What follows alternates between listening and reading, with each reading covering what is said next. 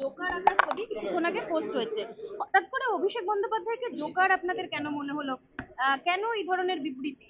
অভিষেক দেখুন, বন্দ্যোপাধ্যায় তো যে একজন ধরনের সাংসদ। অসংলগ্ন কথাবার্তা বলছেন উনি, 7 লক্ষ ভোটে জেতার গর্ববোধ করছেন, এবং সবাই জানে বাচ্চা থেকে শুরু করে যে এই হিউজ পরিমাণ ভোটে জিততে গেলে কি করতে হয়।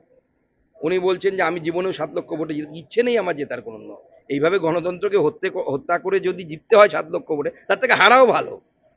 এইভাবে জেতার কোনো মানে হয় না। যেখানে তুলসী তলা ফেলে দিতে হয়, উপরে ফেলে দিতে হয়, ভেঙে দিতে হয় তুলসী গাছ, তুলসী তলা ভেঙে দিতে হয়, যেখানে হিন্দুদের উপর অত্যাচার হয়, যেখানে একজন শিক্ষক অধ্যাপককে গেলে তার তো গালি খেতে হয়, তার মাকে নিয়ে গালি শুনতে হয়, সেই ধরনের ভোটে 7 লক্ষ ভোটে জিতে কি করব? এ তো শ্মশানের শান্তি।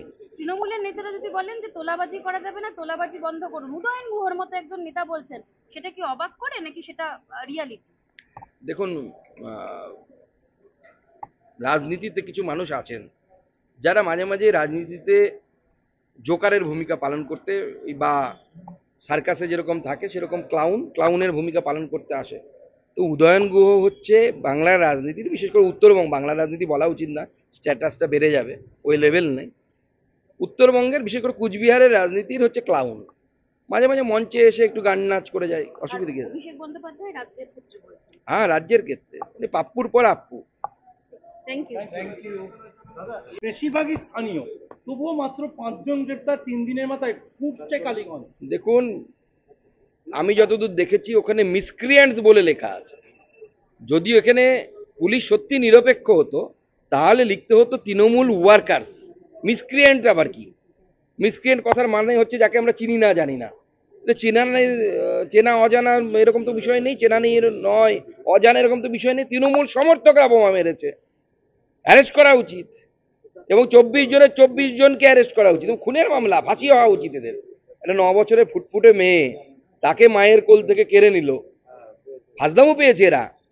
এর জন্য মুখ্য সচিব অ্যান্সারেবল হবে না, সেই জেলার এসপি অ্যান্সারেবল হবে না, মুখ্যমন্ত্রী অ্যান্সারেবল হবেন না? বলছি এই আজাদ আজাদ দেখা যাচ্ছে পাকিস্তানের যেমন নাগরিক তেমন বাংলাতে ভোট পর্যন্ত দিয়ে ফেলেছে, বনগাঁ, সোদপুর, পানিহাটি বিভিন্ন জায়গাতে এই রাস্তা। এটা এগিয়ে এগিয়ে বাংলা মডেলের এটা নিদর্শন। মুখ্যমন্ত্রী তো এটাই চাইছেন। দেখুন, রাজ্যের প্রশাসক যেটা চাইবে সেটাই তো হবে।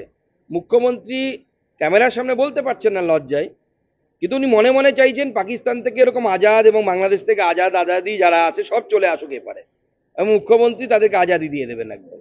যা ইচ্ছে তাই করো, লুটপাট করো, মন্দির ভাঙো, ধর্ষণ করো হিন্দুদেরকে, ভোট দাও, ভোট দিয়ে মমতা বন্দ্যোপাধ্যায়ের, মমতার ব্যানার্জির ভাইপোকে জেতাও 7 লাখের যার মার্জিনে যিনি গর্ববোধ করেন। কিন্তু তারা ভুলে যাচ্ছে, যখন এই আজাদরা সিগনিফিক্যান্ট অ্যামাউন্ট হয়ে যাবে, 50%-এর কাছাকাছি পৌঁছে যাবে, তখন কোনো ব্যানার্জি চ্যাটার্জি মুখ্যমন্ত্রী হতে পারবে না। এসএফআই এর পক্ষ থেকে জেলায় পাহেলগাঁওয়ের ক্ষেত্রের জন্য কেন অমিত শাহ বা আইবি ডিরেক্টর পদত্যাগ করবেন না? আপনারা তো বিনীত গোয়েলের পদত্যাগ চেয়েছিলেন আরজি করের সময়। দেখুন, আরজি কর হচ্ছে একটা রাজ্যের ইন্টারনাল ম্যাটার। আপনার প্রশাসন, আপনার এলাকা, সব জায়গায় পাকিস্তান থেকে কাশ্মীরে কে ঢুকবে, ভারতবর্ষের কোন স্বরাষ্ট্রমন্ত্রী এটা কন্ট্রোলে থাকতে পারে? তাহলে তো ভারতবর্ষের শুরু থেকে আজ অব্দি সব স্বরাষ্ট্রমন্ত্রীর 10 বার করে পদত্যাগ করা উচিত ছিল। মুখ্যমন্ত্রী মমতা বন্দ্যোপাধ্যায় তো ইউপিএ ওয়ানে সঙ্গী ছিলেন, তখন স্বরাষ্ট্রমন্ত্রী কতবার পদত্যাগ করতো? তাতে তো দিনে দুপুরে বোম বিস্ফোরণ হতো বিভিন্ন জায়গায়। আমরা সেই সময় ভারতবর্ষের স্বরাষ্ট্রমন্ত্রীকে দেখেছি বোম বিস্ফোরণ বা অ্যাটাকের দিন দিনে 3 বার জামা পরিবর্তন করতে, ড্রেস পরিবর্তন করতে। কোন মুখে এরা কথা বলে? নিজেদের দিকটা দেখো, দুটোর মধ্যে আকাশ পাতাল পার্থক্য।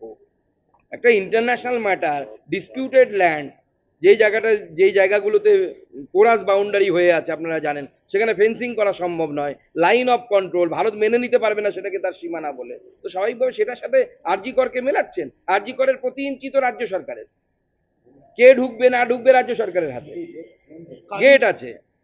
কালীগঞ্জে এসএফআই